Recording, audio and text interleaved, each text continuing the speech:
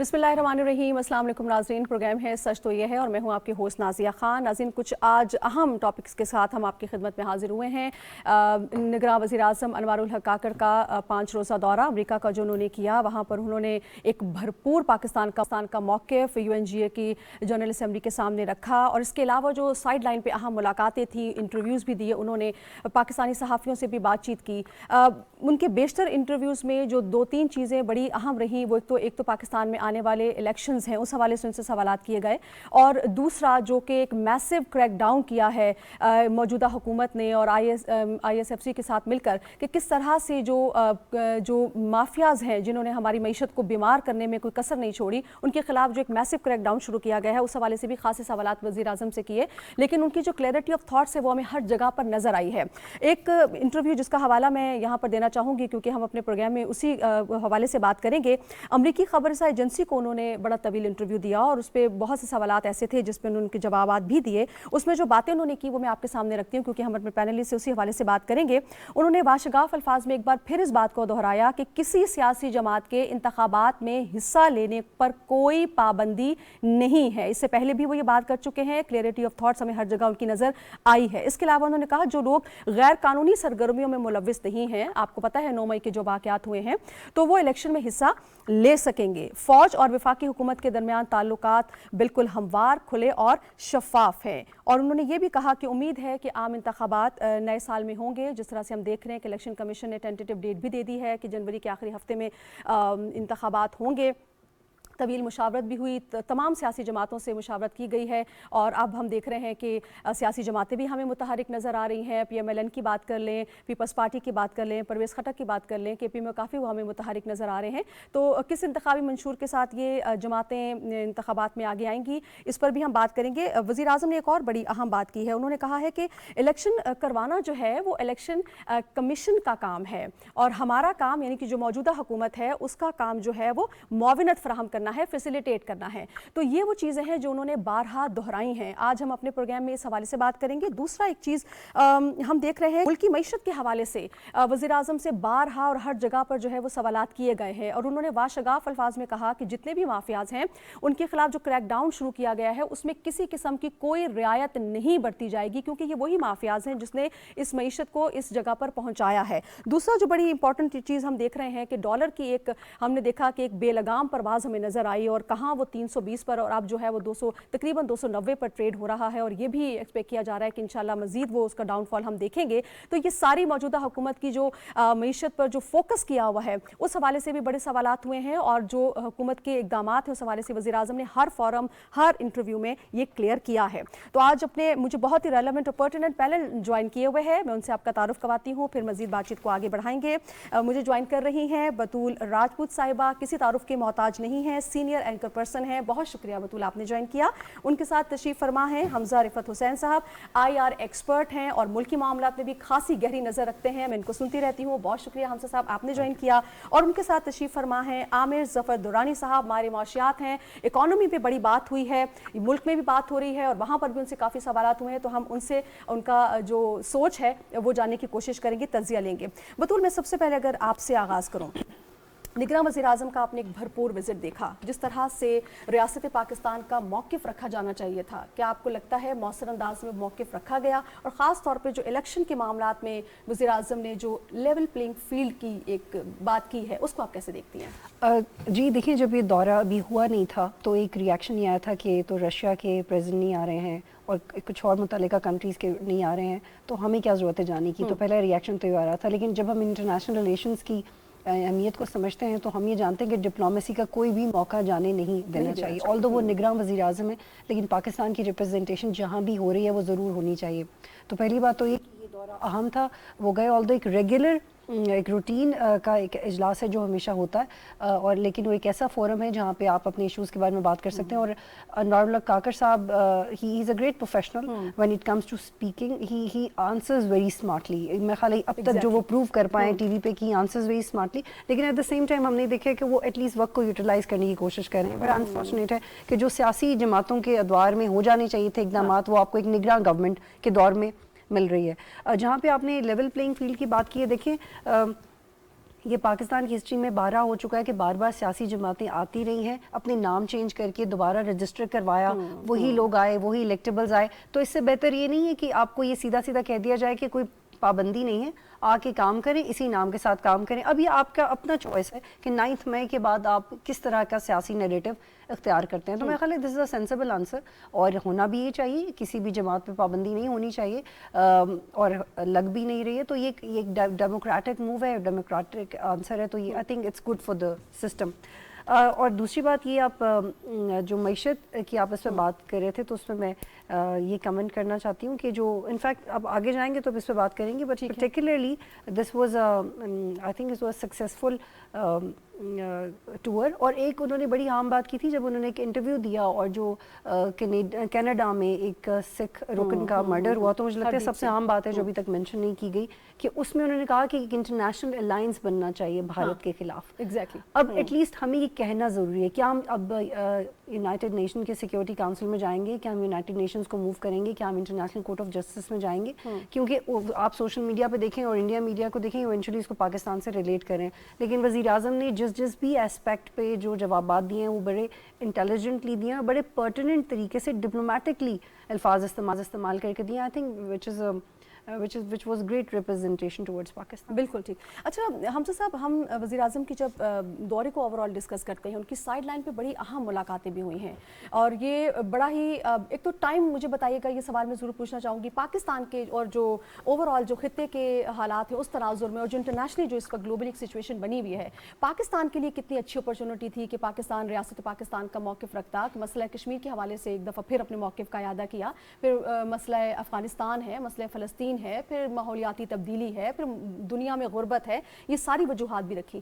آپ کو کیا لگتا ہے کہ کس انداز میں پاکستان نے اپنا موقف بیان کیا؟ اور دوسرا، جو وزیر اعظم نے جو انٹرویوز دیے ہیں ان میں آپ کو ان کی کتنی کلیئرٹی آف تھاٹس نظر آئی ہیں؟ دیکھیے، جو ڈومیسٹک اکنامک حالات ہیں نا، اس کے مطابق پاکستان کو ایک ایسا فیس ہمیں چاہیے تھا، جو کوشش یہ کی جانی چاہیے تھی کہ ملٹی لیٹرل ڈپلومیسی کے اوپر زیادہ فوکس کیا جائے. اس کی وجہ یہ ہے کہ اگر آپ نے تعلقات کو ایک ہی لینئر طریقے سے چلانا ہے، ہم سب کو پتہ ہے کہ چین ہمارا دوست ہے، پر اس کے ساتھ ساتھ باقی ممالک کے ساتھ جتنی اچھی اور میننگ فل انگیجمنٹ ہم کریں گے، اس کا ٹرکل ڈاؤن افیکٹ جو ہے وہ پھر لوکل پاپولیشن کے اوپر ہوگا.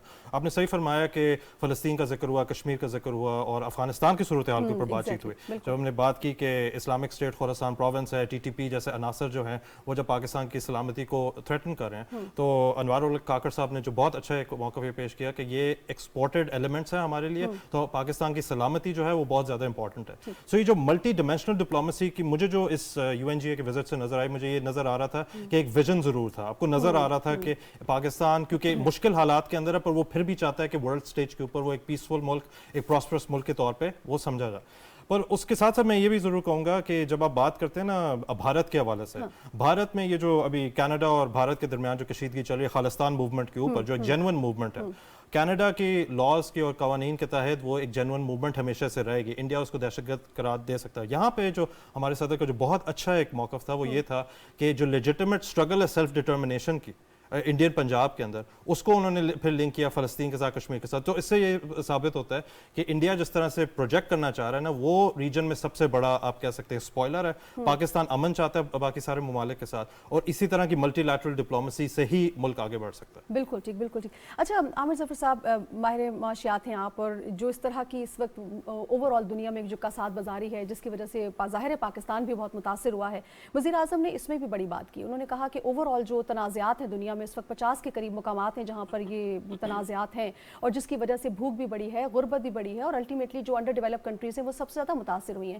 تو آپ کیا سمجھتے ہیں کہ جب تک یہ تنازعات حل نہیں ہوتے، یہ دوسرے معاملات جس میں ہم کساد بازاری کہہ رہے ہیں، مہنگائی کا بڑھنا ہے، یا دوسری تیسرے معاملات ہیں، کیا یہ ریزالو نہیں ہو سکتے؟ یا آپ کو یہ لگتا ہے کہ ان پر توجہ نہیں ہے عالمی برادری کی جس طرح سے ہونی چاہیے؟ جی شکریہ. دیکھیے، اس میں بہت ضروری ہے کہ ہم صرف اس کو دنیا میں جو واقعات ہو رہے ہیں سیاسی یا فوجی پس منظر میں، اس کے علاوہ دیکھیں. اس کے ساتھ ساتھ آپ کو ایک ڈیزاسٹر کا جو نیچرل ڈیزاسٹر جو ہنگامی ہمارا جو کلائمیٹ کا بھی عنصر آپ دیکھ رہی ہیں، اس میں سب سے بڑی ضرورت ہے کہ ان کا ایک نیکسس بن گیا اب دنیا میں. ہم آج سے 10 سال پہلے کہا کرتے تھے کہ فریجیلٹی، یعنی یہ جو اسٹیٹس ہیں جس طرح افغانستان ہو گیا، یہ تو دنیا نے ڈیفینیشنز بنائی ہوئی کہ یہ فریجائل اسٹیٹ ہے.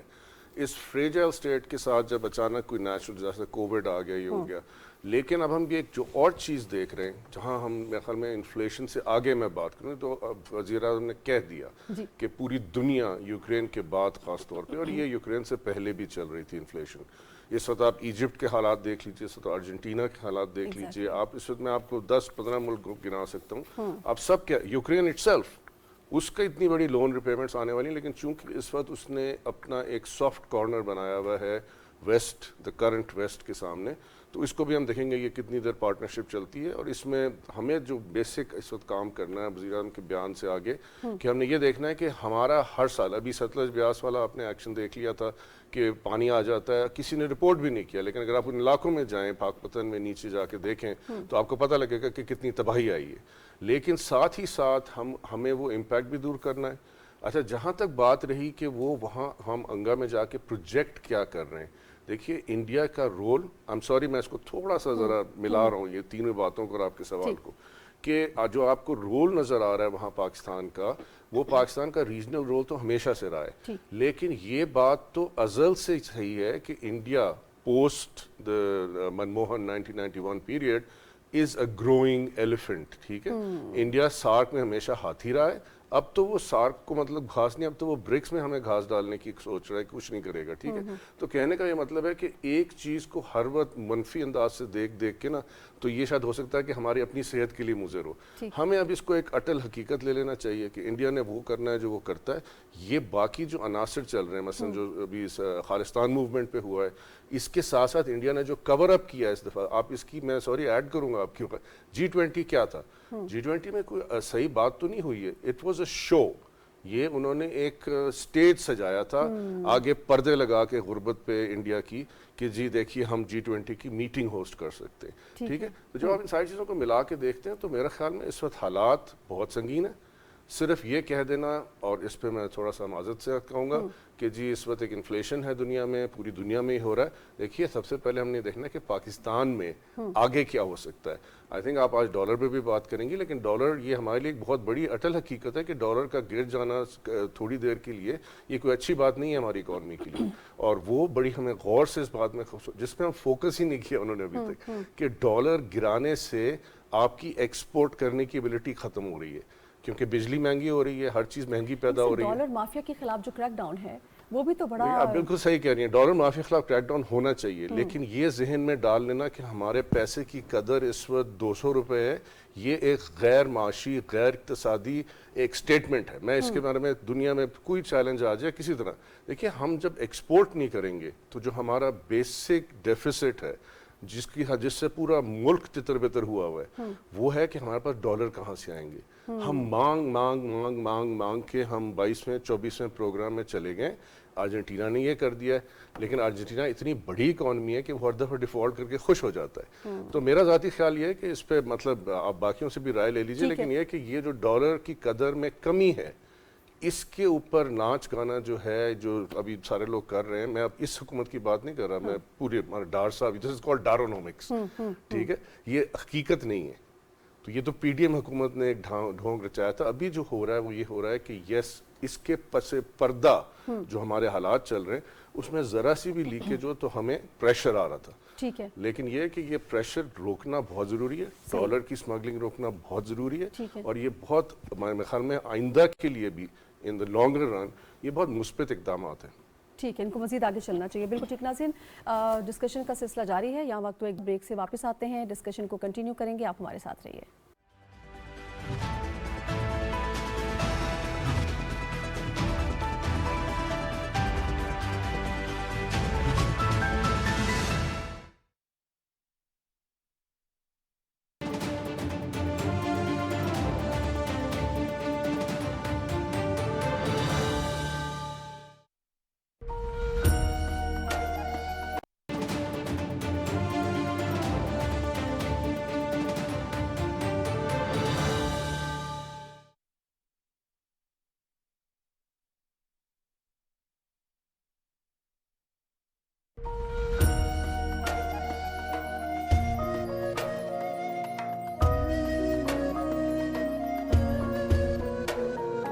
नात रूहानी और क़ल्बी कैफियत का ایک حسین اظہار۔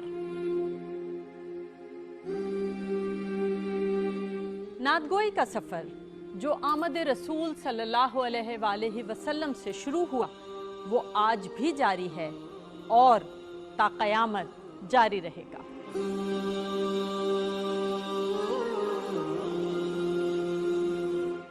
نعتگوئی کا سفر عہد بعہد ربیع الاول کا خصوصی پروگرام۔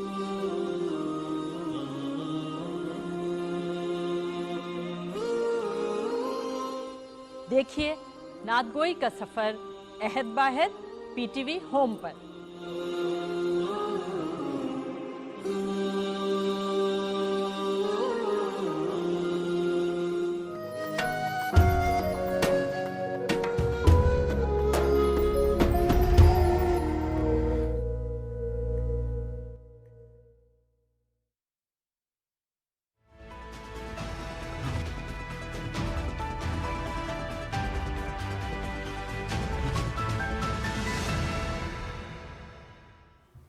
ویلکم بیک ناظرین۔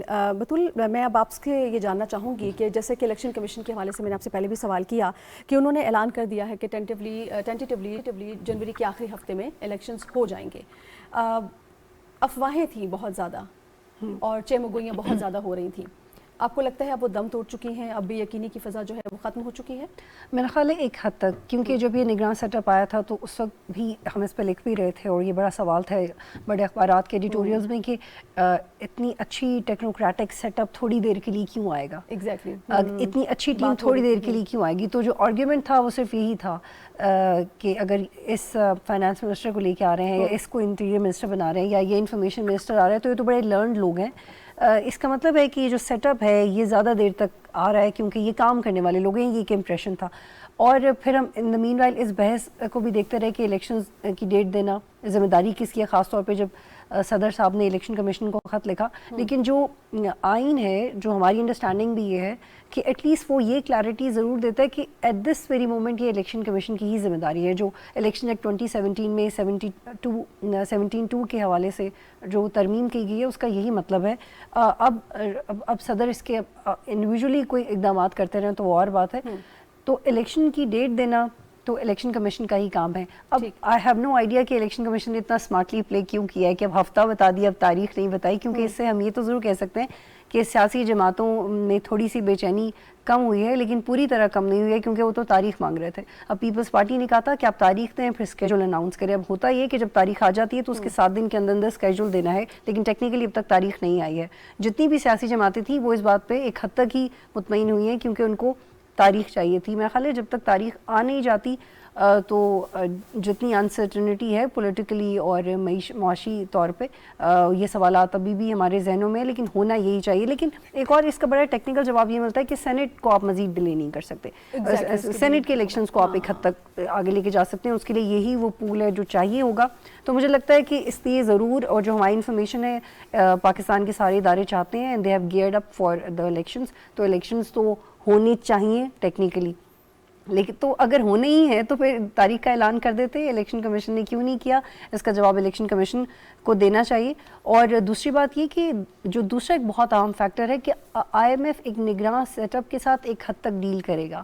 آپ نے جتنا بھی ان کو امپاورڈ کر دیا وہ سمجھ آتا ہے، لیکن وہ کیا وہ 10 سال 20 سال 15 سال کیا وہ کتنا لانگ ٹرم معاہدے کر سکتے ہیں؟ آئی ایم شیور یہ میرے اکانومسٹ کولیگز بیٹھے ہیں وہ زیادہ اس پر اور اچھا بات کر سکیں گے، لیکن it is very important to have a elected government جو ریپرزینٹ کرے پاکستان کو، تاکہ آئی ایم ایف اس کے ساتھ ڈیل کر سکے۔ ابھی ہمیں جتنے 26 یا 30 بلین ڈالرز چاہیے وہ آپ کے پاس آ تو گئے ہیں اکانومی چلانے کے لیے، لیکن آپ کو یہ بھولنا نہیں چاہیے کہ وہ اس اکانومی کو کنٹینیو کرے گی جو اگلی گورنمنٹ آئے گی، اور وہ اگلی گورنمنٹ کیا اسی دورانیے میں آ جائے گی نئی ڈیلیمیٹیشن کی لسٹوں کے آنے کے بعد، یا وہ مزید ٹائم مانگیں گے؟ تو مجھے لگتا ہے کہ اس وقت جو الیکشنز ہیں وہ نیڈ آف دی آر ہیں، وی نیڈ اٹ اینی آپ کم کے پیسوں میں کروائیں، آپ فیزز میں کروائیں، آپ جیسے بھی کروائیں، لیکن آپ الیکشنز کروائیں، کیونکہ پاکستان کی انٹرنیشنل لیول پہ ریپرزنٹیشن اور پاکستان کی آئی ایم ایف کے ساتھ نیگوسیشنز کے لیے بہت ضروری ہے کہ آپ کے پاس ایک منتخب گورنمنٹ ہو۔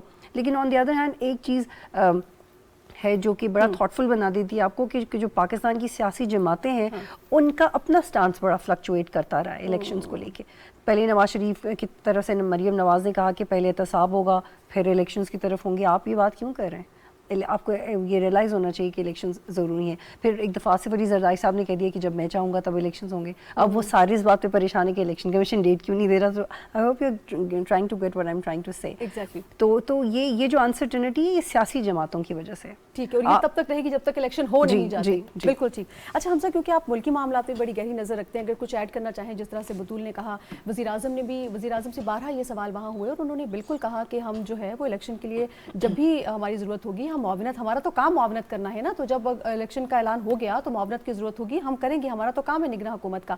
ایک تو جو انہوں نے بات کی ہے کہ لیول پلینگ فیلڈ دی گئی ہے, اس کے بعد آپ سیاسی جماعتوں کو کتنا متحرک پا رہے ہیں کہ جس طرح سے ابھی ہم دیکھ رہے ہیں کہ پیپلز پارٹی بھی متحرک ہو رہی ہے, نون لیگ بھی, اور ہم کے پی میں بھی دیکھ رہے ہیں, تو اور کس منشور کے ساتھ وہ آگے آئیں گے؟ ابھی جو حالات ہیں اوور آل, مہنگائی ہے, بہت سی ایسی چیزیں ہیں جو کہ پہلے شاید نہیں تھیں, تو کیا ان کو وہی روایتی منشور ان کو سوٹ کرے گا یا اس میں کچھ چینجز لانی پڑیں گے ان کو؟ بہت حد تک چینجز لانی پڑیں گے, کیونکہ اصل میں پاکستان کی جو, اگر آپ عوام کو دیکھیں نا, جس قسم کی آپ کہہ سکتے ہیں ایک ڈیجیٹل ریولوشن آیا ہوا ہے, آپ کو ینگسٹر زیادہ نظر آ رہے ہیں سوشل میڈیا پلیٹ فارمز کے اوپر, اس طرح کی جو روایتی سیاست ہے اس کی وہ والی اپیل نہیں رہی پاکستانی سوسائٹی کے اندر. تو اگر کوئی منشور لے کے آتا ہے کہ بھائی ہم مہنگائی کم کر دیں گے, اگر آپ پچھلی پی ڈی ایم حکومت کو اگر آپ دیکھ لیں, وہ یہی منشور لے کے آئے تھے, مہنگائی کم نہیں ہوئی بلکہ اٹ ورسنڈ اوور ٹائم. تو اس سے یہ ہوگا کہ ابھی اگر آپ پاکستانی عوام کی بات کریں, وہ بہت حد تک ڈسلوژنڈ ہے, ان کو سمجھ نہیں آ رہی کہ یار ہم اس وقت کیا کریں. اب میسو آپ کہہ سکتے ہیں آؤٹ فلکس ہے, لوگ ملک چھوڑ کے جا رہے ہیں اور سب کچھ ہے, پر یہاں پہ ایک اپرچونٹی بھی ہے.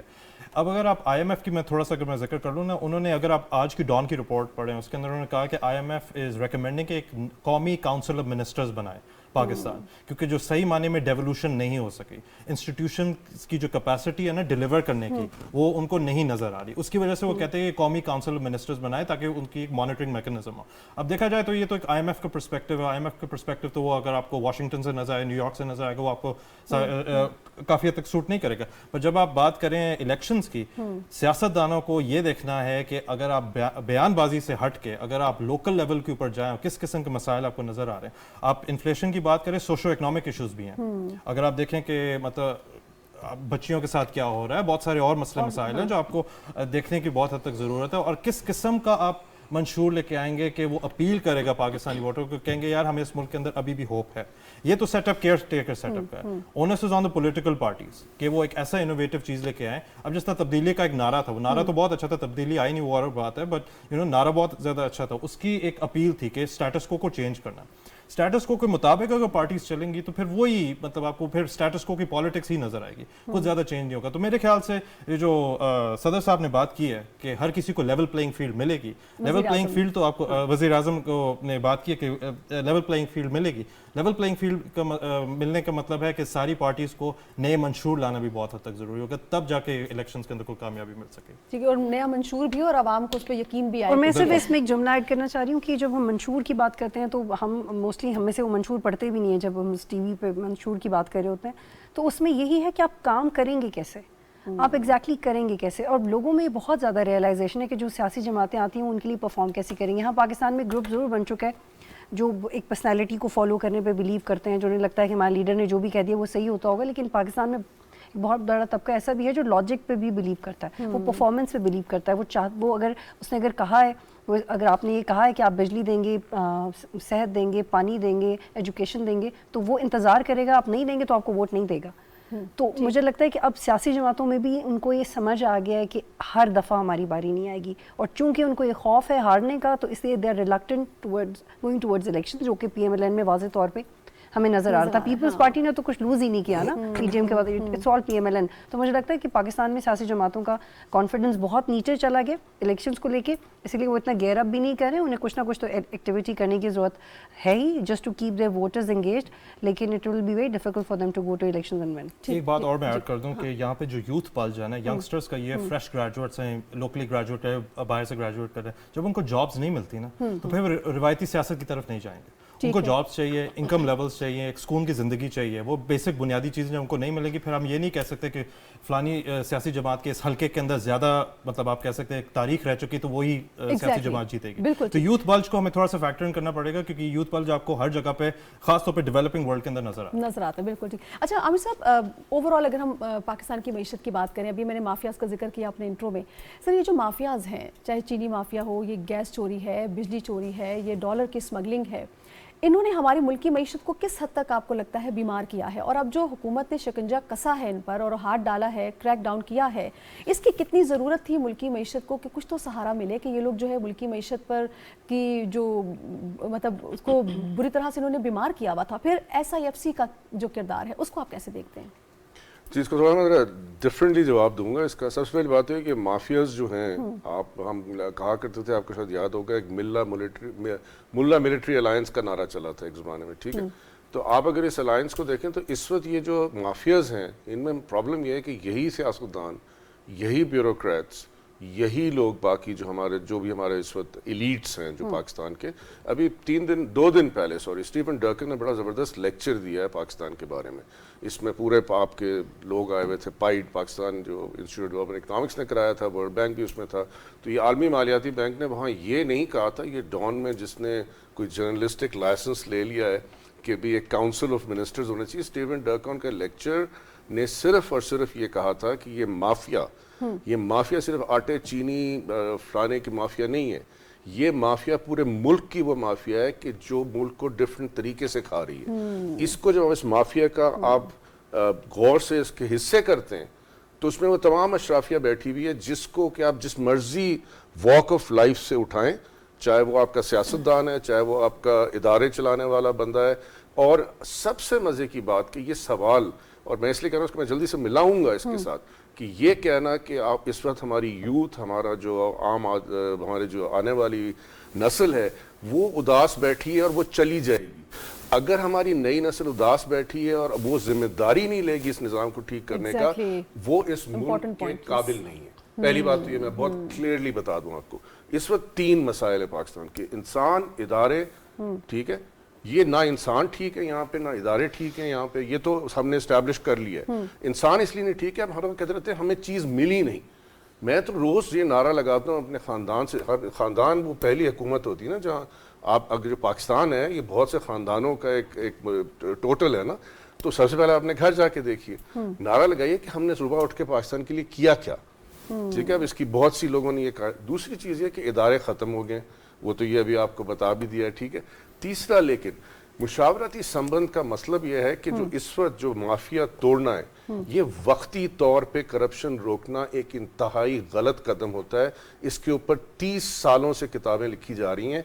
Eight campus faces of corruption ने ये स्टार्ट किया था। करप्शन एक होता है, जिस तरह आपको दाना निकला है ना, तो वो दाना किसी वजह से निकलता है ना, तो आप अगर दाने को खुजला देते हैं या उस पर मरहम पट्टी कर देते हैं तो वो दाने की वजह तो नहीं जा रही है आपके जिस्म से, ठीक है। So please be very clear कि आप जब तक हम सारे जो रिसीविंग एंड पे, ठीक है, और इसका मिसाल आप इस तरह कह दें कि जो ऊपर है हमारी इस्टेब्लिशमेंट, यानी कि वो लोग जो फैसला करते हैं, उसमें नवाज शरीफ लंदन में बैठे करें, पीपल्स पार्टी वाले वहाँ बैठे करें, ये हमारे मैच फिक्सर्स हैं। यानी ये वो लोग हैं जो बैठ के टीम चुनते हैं, जो इनके लोग खेलते हैं मैदान के अंदर, वो प्लेयर्स हैं। और आप और मैं वो तमाशे हैं जो बेचारे पैसे टैक्स दे के जाके उनको देखने के लिए हम पैसे देते हैं। मैं इस पे कोई जोक नहीं है, ये एक बिल्कुल पॉलिटिकल इकॉनमी का मैं आपको एक पस मंजर दे रहा हूँ, जिसके अंदर ये हमें बहुत अब ज़रूरी हो गया है कि जो आपने सवाल पूछा है वो माफिया से आगे हम ले आते हैं कि क्या इस वक्त इलेक्शन की ज़रूरत है।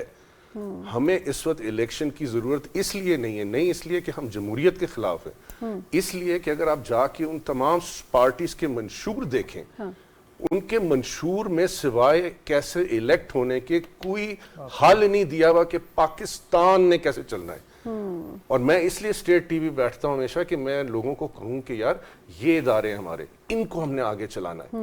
उनका तो कोई उसमें मंशूर में नहीं लिखा। फॉर एग्जांपल जर्नलिज्म में कैसे होगा, सबसे पहले मुझे ये बता दें कि डॉलर की कदर कम करके वो एक्सपोर्ट पाकिस्तान की कहते, ये एक बुनियादी सवाल है जिसका कोई बंदा आज तक जवाब नहीं दे सका, ना इस टीवी पे बैठ के, ना किसी हमारी महफिल में बैठ के, ना किसी यूनिवर्सिटी में बैठ के।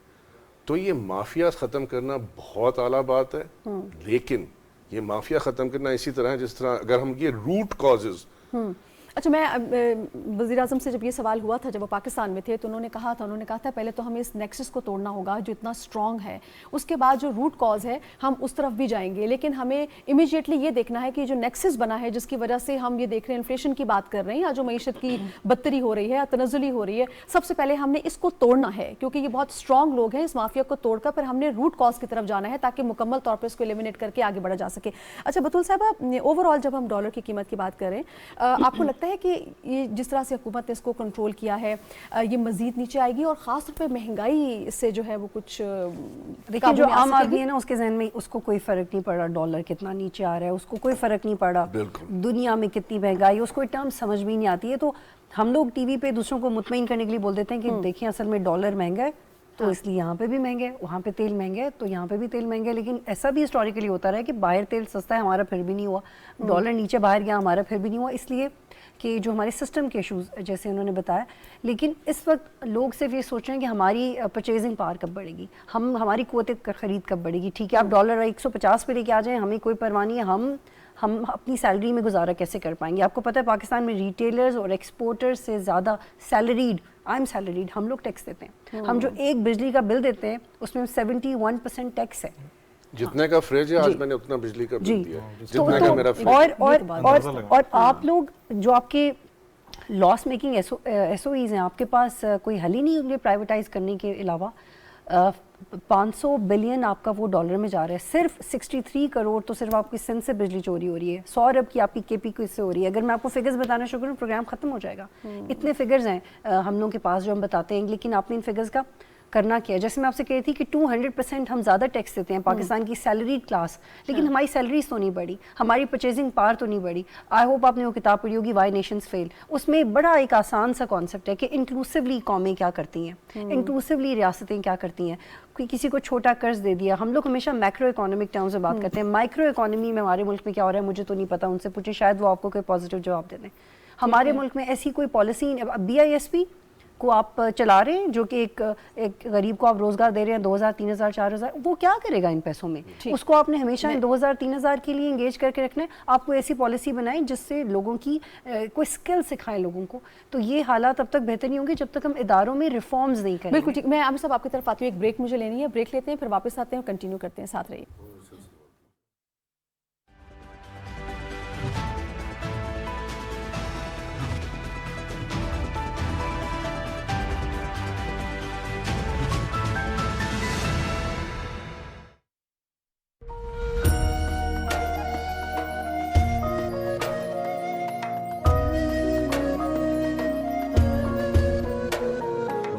جہاں بھی ارشاد فرماتا ہے تو ظاہر ہے کہ خالق کا کلام ہے تو پھر اس کا وصف اپنا ہی ہے.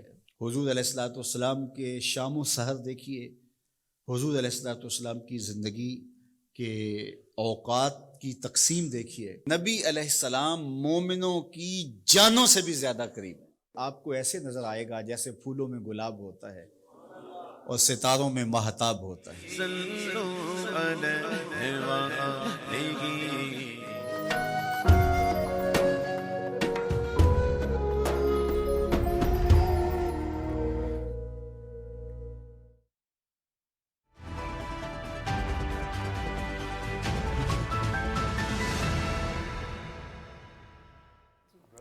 جی بریک میں جانے سے پہلے عامر صاحب کچھ آپ ایڈ کرنا چاہ رہے تھے، پلیز کیجیے گا. بہت جلدی سے بتا دوں تو میں ان کے مطلب بہت زبردست بات کی بطول نے، مطلب کہ اس وقت ڈالر اوپر جائے نیچے جائے، میں اگلی دفعہ یہ یوز کروں گا آپ کی اجازت سے ہارے شوز میں. اس سے میرے کو ان کو عام آدمی کو سائیکل چلانے والے کو موٹر سائیکل فرق نہیں پڑ رہا، کیونکہ جو کرائے اوپر گئے وہ مجھے ایک دفعہ زندگی میں بتا دیں کہ ریلوے کا کرایہ کم ہوا ہو، کسی ہماری بس کا سفر کا کرایہ کم نہیں ہوا. تو جو اس وقت محل میں ہمیں ایک راستہ اختیار کرنا ہے، یہ تھوڑا سا میں ایک آپ کو ٹیمپٹ کر رہا ہوں کہ مافیاز ختم کرنے کی بجائے سائز آف پائے بڑا کریں. میں اس کی مثال سے دیتا ہوں کہ ایک چھوٹی سی ہم پلیٹ میں پیالی میں کھا رہے ہیں، تو اب اس میں سے اس وقت بہت سے یہ مافیا کھا رہے ہیں، لیٹس سے 30% ملک کھا گئے ہیں یہ. تو اگر اس پلیٹ کی بجائے اگر $1 ملین کی پلیٹ ہو بجائے $1,000 کی، تو یہ بے شک بہت 30 ہے تب ہماری قوت خرید بڑھے گی. تو اس لیے بار بار یہ سمجھنا ضروری ہے کہ جب تک ملک بڑا نہیں ہوگا, ہم ترقی نہیں کریں گے, ہماری معاشی پاور نہیں بنے گی, ٹھیک ہے. ارجنٹینا کیوں ڈیفالٹ کر جاتا ہے اور پھر زندہ ہو جاتا ہے اور پھر سب کچھ شروع ہو جاتا ہے؟ اس لیے کہ اس کا پلیٹ اتنی بڑی ہے فلپینز بھی ڈیفالٹ کر کے. ہاں, مطلب بات یہ نا کہ ابھی یہ بجائے اس کہ ہم $300 ملین کی اکانومی سے ہم اگر ٹریلین سے اوپر کی اکانومی ہوتی ہے, اس میں سے یہ بھلے کھائیں 300, ایک حد میں یہ 30 سے کم ہوتے ہوتے 10% پہ آ جائیں گے, وہ مس 10% ہونے. ہم سب یہ ٹیکس نیٹ کی بھی تو بات ہے نا, اس کو بھی بڑھانا بہت ضروری ہے. اس ملک میں کتنے فیصد لوگ ہیں جو ٹیکس دیتے ہیں, اپنی ذمہ داری پوری کرتے ہیں؟ یہ بھی تو ایک بڑی الارمنگ سچویشن ہے. یہ ٹیکس کا جو ہے نا, میں پھر اب دونوں میرے جو قابل کولیگ بیٹھے ہیں, دیکھیے ٹیکس جو ہے نا ہم بہت زیادہ دیتے ہیں. کیا آپ بتائیں, آپ کے سامنے کیمرہ مین کھڑے ہیں, سارے پڑھیں, آپ بتائیے, میرا دودھ والا بتائے, میرا صفائی کرنے والا بتائے, ہم جی ایس ٹی اتنا ہی دیتے ہیں نا موبائل فون پہ, دیتے ہیں کہ نہیں دیتے ہیں؟ کیا یہ پریزمپٹیو ٹیکس کی نیٹ میں ہر وہ بندہ یا بندی نہیں ہے جو کوئی بھی کاروبار کرتا ہے؟ تو یہ ہم کیسے ٹیکس کم دیتے ہیں؟ یہ ٹیکس کو ایک بڑی چھوٹی اور جسے کہتے ہیں نا تنگ نظر سے دیکھ رہے ہیں ہم کہ ٹیکس ہوتا کیا ہے. یہ پہلی بات. دوسری بات یہ کہ کیا ٹیکس ہر ایک کو کر رہا ہے؟ دیکھیے ٹیکس جس سے وصول کرنا ہے وہ اصل میں تو آپ کا زراعتی طبقہ ہے, ٹھیک ہے. آپ کی 50% سے زیادہ زراعتی طبقے میں جو کام کرتا ہے وہ خواتین ہیں. تو جو ان کے مالک ہیں, لٹرلی مالک ہیں, جس کی وجہ سے اس وقت سماجی برائیاں پھیلی ہوئی ہیں, آپ ان سے ٹیکس پورے جو بھی 80 سال میں لے نہیں سکیں, اور آپ مجھے کہہ رہے ہیں کہ میں ٹیکس کم دے رہا ہوں. تھوڑا سا یہ سوال پلیز اس پہ غور کیجیے. IMF نے ریسنٹلی جسٹ ون سینٹنس, اور IMF نے ریسنٹلی یہ کہا ہے کہ آپ جی ایس ٹی پہ انحصار کم کریں, آپ ڈائریکٹ ٹیکس لگائیں. ہاں, اور یہ بات بھی وزیر اعظم نے کہی ہے کہ ہماری کوشش ہے کہ اشرافیہ سے ٹیکس لیا جائے اور جو محروم طبقات ہیں ان کو فیسیلیٹیٹ کیا جائے. ہم سب کچھ ایڈ کرنا چاہ رہے ہیں. میں اس سے بھی کہہ رہا تھا ٹیکسیشن کی جو بات کرتے ہیں نا, بہت اچھی بات کی, پروگریسو ٹیکسیشن ہوتی ہے جب آپ ریئل اسٹیٹ کو ٹارگٹ کرتے ہیں, جب آپ سیلریڈ کلاس سے ہٹ کے اگر آپ جو ہے نا جس کو آپ کہتے ہیں بزنس طبقے کو آپ ٹیکس کرتے ہیں, یہ کرتے ہیں. وہ پروگریسو ٹیکسیشن کے ساتھ ساتھ ٹیکس کو اگر آپ آل انکلوسیو تبھی آپ کر سکتے ہیں کہ جو ٹیکس پیئرز منی ہے وہ پھر سوشل ویلفیئر پروگرامز کے اندر جائے اور اس کا ایک ٹرکل ڈاؤن ایفیکٹ ہو لوکل پاپولیشن کے اوپر. جب وہ نہیں ہوتا تو جو عام آدمی ہے وہ یہی سوچے کہ یار ہم اتنے % ٹیکس تو ہم لوگ دے رہے ہیں, جی ایس ٹی ہم لوگ دے رہے ہیں, سب کچھ ہم دے رہے ہیں, آپ بجلی کے بل تو ہم لوگ دے رہے ہیں, سب کچھ ہم لوگ دے رہے ہیں, پر اس کا جو ریٹرن ہے ہمیں کیا چیز مل رہی ہے, کیا مفت کی ایجوکیشن مل رہی ہے, کیا مفت ہیلتھ کیئر مل رہا ہے. یہ ساری جب تک آپ سوشل ویلفیئر کے اوپر اگر جو امید ہے کہ جو آئندہ کو جو الیکٹڈ حکومت آئے گی وہ سوشل ویلفیئر کے اوپر کام کرے, جب تک اس چیز کے اوپر فوکس نہیں ہوتا تو بہت مشکل ہے کہ آپ یہ کہہ دیں کہ بھئی ٹیکس ایویژن پاکستان کے اندر ختم ہو جائے گی. میں صرف ایک عام آدمی کے پرسپیکٹو سے بات کر رہا ہوں. اصولاً پروگریسو ٹیکسیشن اور سوشل ویلفیئر پروگرام جن کا ٹرکل ڈاؤن ایفیکٹ ہو وہ پھر آپ کی معیشت کو بناتا ہے. بالکل ٹھیک. اچھا حمزہ, میں اس سے تھوڑا سا آگے جانا چاہوں گی. وزیر اعظم نے یہ بات بھی بارہا کہی کہ اب وقت آ چکا ہے کہ جیو پالیٹکس سے ہم جو ہے وہ شفٹ کر جائیں جیو اکنامی کی طرف, لیکن اوبویسلی تنازعات کے خاتمے کی بھی بات کی, امن کی بات کی. یہ کتنا ضروری ہے کہ یہ جو جیو پالیٹکس ہے اس سے جیو اکنامی کی طرف اگر جاتے ہیں تو اوبویسلی خطے کی صورتحال اور اوور آل صورتحال بہتر ہوتی ہے, لیکن وہ ممالک جن کے مفادات جڑے ہوئے ہیں ان تنازعات سے وہ اگر اس میں نہیں بھی آتے تو کیا آپ سمجھتے ہیں کہ جو اگر ہم اس ریجن کی بات کریں تو اس میں پاکستان ہے, افغانستان ہے, چائنا ہے, یہ ممالک مل کر آپس میں کوئی ایسی سچویشن جیسے سی پیک کی بات ہم کرتے ہیں جسے ہم کہتے ہیں کہ خطے کی ساری صورتحال چینج ہو جائے گی, اس کو ہم میک شور کریں تاکہ جس جیو اکنامک کی بات پاکستان کر رہا ہے اس کو ہم عملی طور پہ دیکھ سکیں. کیا یہ ایسا ممکن ہے ان پاورز کو شامل کیے بغیر جو کہ اس کا حصہ نہیں بننا چاہتے جن کو تنازعات سوٹ کرتے ہیں؟ آپ نے خطے کی بات کی, خطے کے اندر سب سے امپورٹنٹ چیز ہے امن کا ہونا.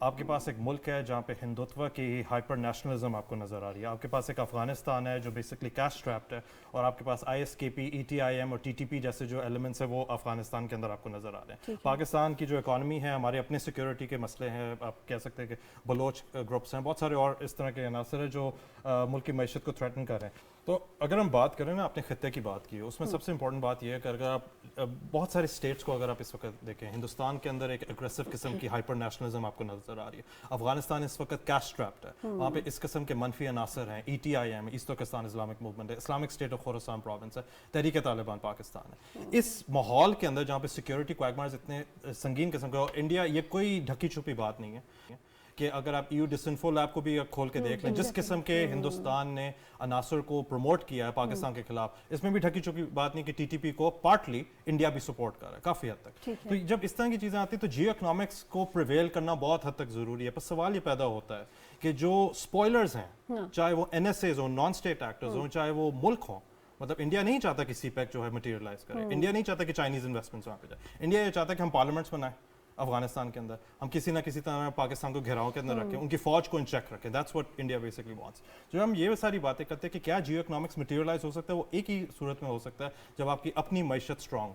ठीक, अगर आपकी अपनी मईशत स्ट्रांग हो, यू हैव बार्गेनिंग पावर, आप चाइना के साथ भी निगोशिएट कर सकते हैं, आप बहुत सारे और मुल्कों के साथ निगोशिएट कर सकते हैं. उसका फिर ये होगा कि पाकिस्तानी इन्वेस्टमेंट मैं देखना चाहूँगा, whether it's a pipe dream or not, I don't know, but Pakistani investment देखना चाहूँगा अफगानिस्तान के अंदर, वो तभी हो सकता है जब मईशत स्ट्रांग हो और इंटरनली हम स्ट्रांग हो. बिल्कुल ठीक. Internally हम strong आमिर साहब, टाइम यहाँ पर ज़रा शॉर्ट होगा, लेकिन अगर मैं आपसे पूछूं कि माशी इस्लाहात की जब हम बात कर रहे हैं, आपने काफ़ी डिटेल से उसमें कुछ जहाँ जहाँ जो चीज़ें थी जो ठीक होने की ज़रूरत थी काफ़ी खुल के बात की.